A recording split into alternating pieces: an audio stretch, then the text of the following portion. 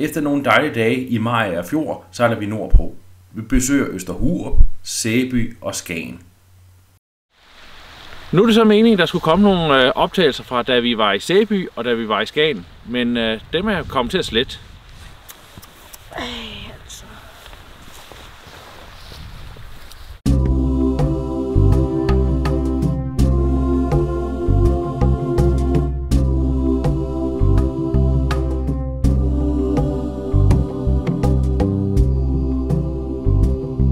Vi er jo bare en helt almindelig familie, ligesom alle andre. Vi har en båd, som vi sejler i, og det gør vi, når vi har tid, i weekender og i ferier. Vi har ikke nogen planer om at sejle jorden rundt, for vi elsker at sejle rundt her i Danmark og i vores naboland.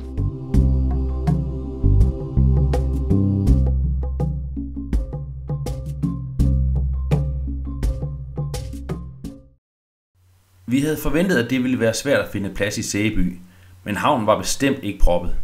Faktisk skulle vi sejle direkte ind til en pæleplads, uden at skulle lede først. I Sæby har de en hyggelig tradition med, at flaget spilles ned hver aften. Så vi indførte, at vi skulle have sundownere til musikken. Vi forelskede os selvfølgelig i Sæby og blev en ekstra dag, men så var det også på tide at komme videre. Målet var Skagen, og vinden var frisk fra nordvest med kraftige stød, så det blev ikke den mest behagelige tur. Skagen havn er stor, og der er meget trafik, så man skal lige være opmærksom på de store skibe. Vi havde forventet, at havnen ville være fyldt, for det er det normalt, så vi blev noget overrasket over, hvor få både der lå herinde. Der er 2 bassiner til lystbådehavne. Den populære ved fiskerestauranterne. Her ligger man på en bro med hækanker. Der er ikke meget plads til at manøvrere, og med kraftig sidevind gælder det om at kende sine begrænsninger. Så vi valgte det andet bassin. Og til vores store overraskelse kunne vi lægge langskibs lige uden for toiletbygningen. Det betyder selvfølgelig også, at der kommer andre til at ligge uden på en, og det har vi ikke noget imod, bare folk viser lidt hensyn. At ligge uden på nogen, man ikke kender, betyder også, at man nemt kommer til at snakke med folk, og det ser vi som et plus. Vi havde højst 3 både udenpå, mens vi lå i Skagen, så det var slet ikke så slemt. Skagen var, som Skagen er om sommeren. Propfyldt med turister og virkelig god stemning. Og vi faldt virkelig godt ind i turiststrømmen. Cyklede rundt til seværdighederne, spiste is og fisk, og så var det tid til at tage videre.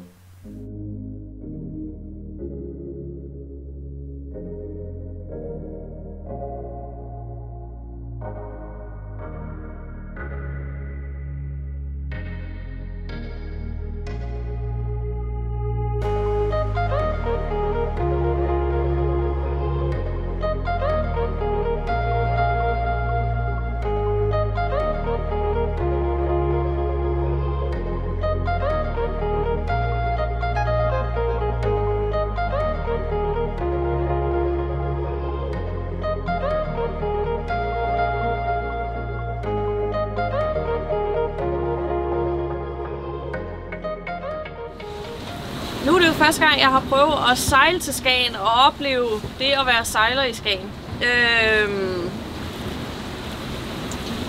Skagen har en helt speciel atmosfære. Jeg vil nok trække den så langsomt til at sige, at hvis man er lystsejler i Danmark, så skal man på et eller andet tidspunkt i ens 40-50-årige sejlkarriere, der skal man nå at prøve at komme som lystsejler op og ligge i Skagen havn. Altså der er bare et eller andet specielt. Ja, den er turistet. Ja, man kan komme ud og se alle de her fælder. Men det er stemningen i havnen. Der er et eller andet. Altså, det er lidt ligesom når en turist kommer til København, og de skal hen og se verdens mindste lille havfrue. Det er lidt det samme. Det er noget, man skal prøve. Imens vi var i gang med at fortøje, da vi ankom i Skagen havn, der lige pludselig poppede Sønneke op, fordi på hans telefon, der var dukket noget op, så der hed internet. Og hvordan skal vi sige det?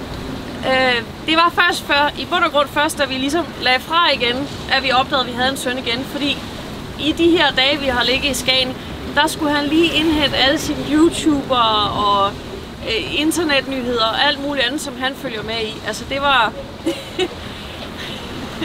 Der var ikke sønnet på dags tid, men det er også okay. Det skal han også lov til at have. Han er jo også i den alder, han har, og har de ting, han følger med i, som vi andre vi følger med i nyheder på en anden måde. Det, der var lidt det sjove, det var, at vi havde en sød nabo, som der kom fra, jeg tror det var fra Struer, i en anden Hansebåd. Faktisk en moderne version af vores. Og kort tid før afgang, der Dennis var i gang med at hyggesnakke lidt med dem. Og så lige pludselig så faldt de lidt i snak om det der med, at vi havde jo faktisk en tredje en ombord, og de var sådan lidt, det havde de slet ikke set, men de havde godt nok også undret sig, da Dennis havde pakket cyklerne sammen, at der var 3 cykler og ikke kun 2, fordi de havde kun set Dennis og jeg. Og så blev vi ligesom nødt til at fortælle, at der var jo ligesom internet til Sønneke, og der kunne man godt høre, at det var nogen, der havde været forældre, fordi de sad jo bare og grinede sammen med os og sagde, jamen det er sådan det er. Så nu får vi nok Sønneke tilbage igen i dag, fordi vi satser kraftigt på, at vi kommer til Hirsholmen i dag, ude for Frederikshavn.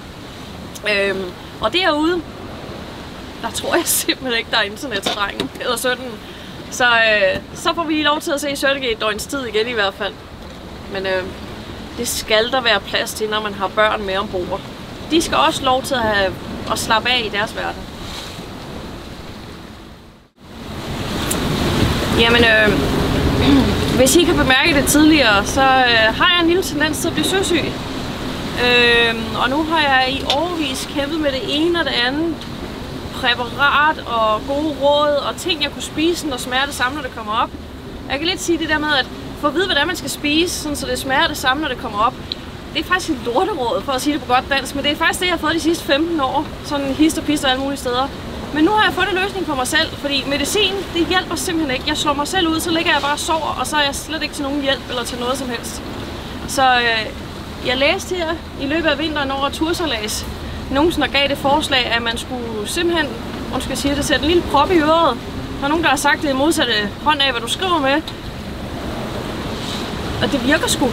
Altså, siden jeg har gjort det her, så har jeg faktisk ikke følt mig søsyg. Altså, der har været et enkelt tidspunkt, hvor jeg ligesom kunne mærke, at der var noget under opbygning, men der havde jeg lige kravlet rundt over hele båden. Men jeg er sgu bange for, at det er det, der virker på mig. Ikke at sige, at det virker på alle, for jeg tror simpelthen, det er forskellige ting, der skal til.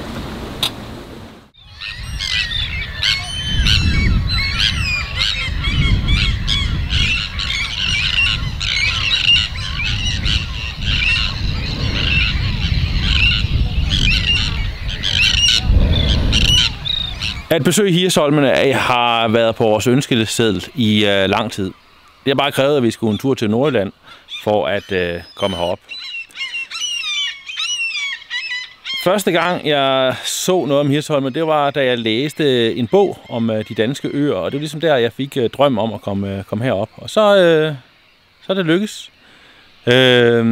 Hjemmefra var jeg lidt nervøs for at sejle herhen i forhold til besejling og sådan noget, men det er ret nemt. Det er altså, der er ikke nogen skær eller noget, du skal. Jo, det er der, men hvis man følger søkortet, er det til at finde ud af. Og selve havnen er også sådan dyb nok i midten.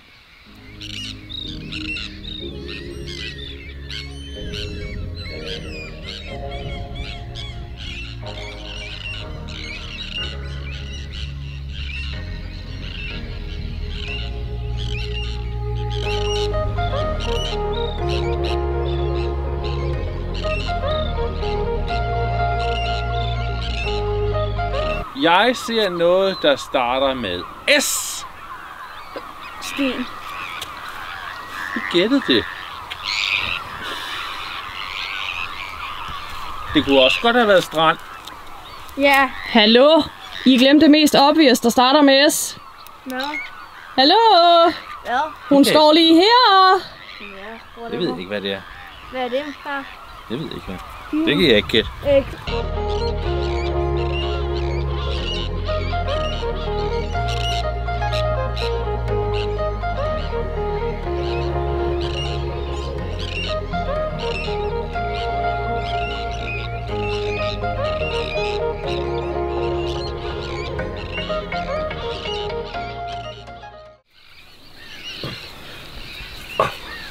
Hvor mange gange i år har du bundet i snørbånd?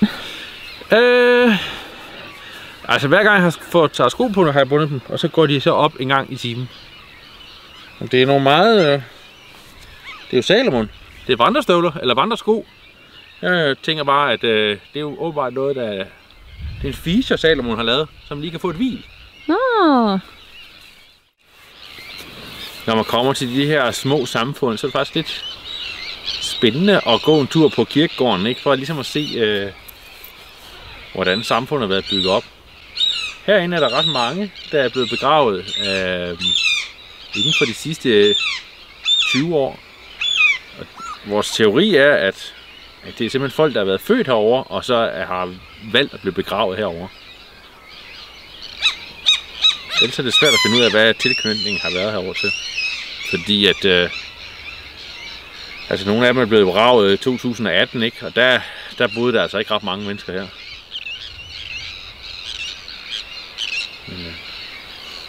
Hyggelig lille kirkegård.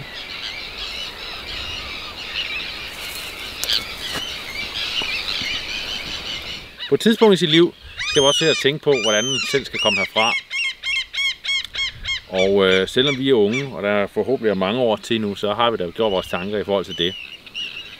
Sasha og jeg skal brække, vi vil brække brændes og så ud over havet. Og jeg har været mere specifik, fordi at jeg kommer op om årsag.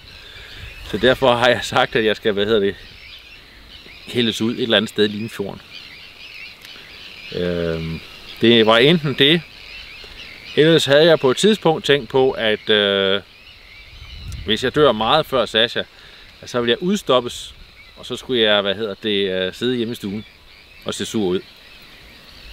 Men jeg ved ikke, om det er tilladt. Men ideen var da meget god. Du er en idiot.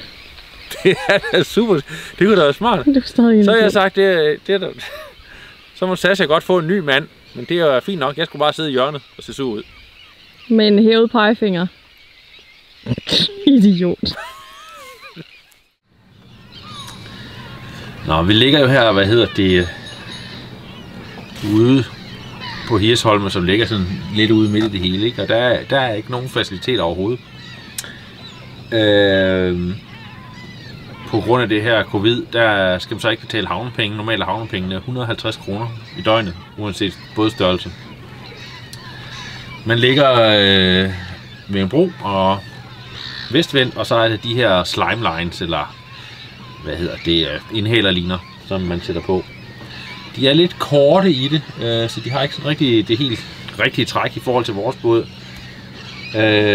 Det gør ikke så meget, fordi vinden kommer fra vest af, men vi kan se i løbet af natten, så er den lige kort vej drejer mod syd, og vil så presse os den vej, så vi lige sætter en ekstra en på her midt for båden, således at vi er bundet fuldstændig fast nu. Så nu er jeg, meget tryg. Det kan godt være, at det kommer til at vippe lidt i nat. Jeg tror det ikke. Men så er vi i hvert fald sikret. Det er klart, at vi ligger ikke fuldstændig bumstille, men det går vi nu heller ikke ind i Skagen havn, når fiskerne sejler ud. Og nu skal de der piger simpelthen ud og bade igen. De er fandme seje.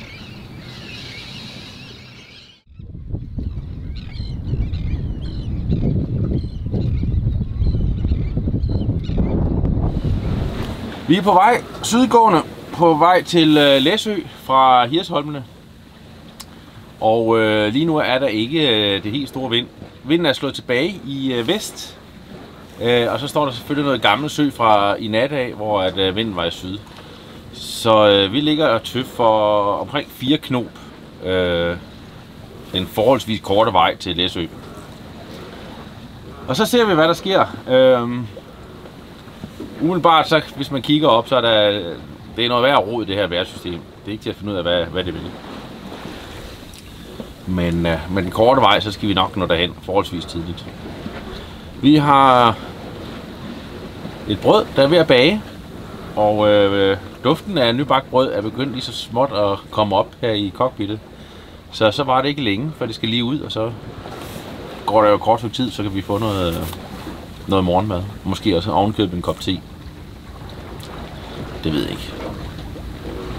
Besøget på Hirsholmene var, synes jeg, for mig var en stor oplevelse. Jeg kan godt lide at være derude. Det blev lidt dæmpet af, at det var lidt bøvlet med de der inhalerliner, fordi de var lige i det korte. Men det er jo en mindre ting at lave, ikke? Det er jo bare et spørgsmål om at smide ankeret, det er 5 meter længere ude, så havde vi haft en fortrinlig nat.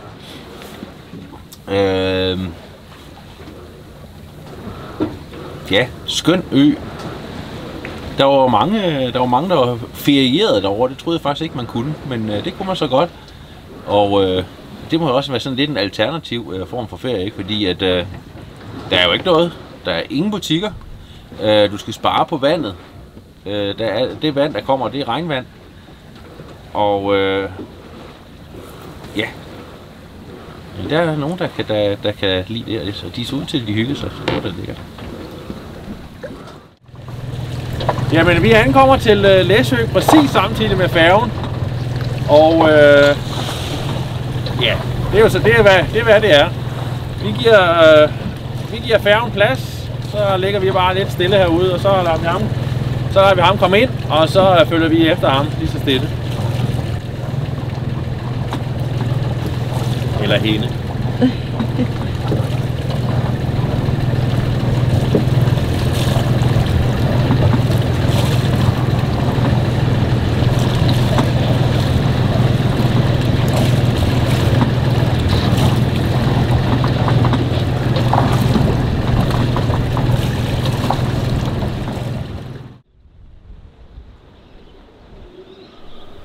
I næste afsnit af På tur med Klan blæser vi inde på Læsø i en hel uge.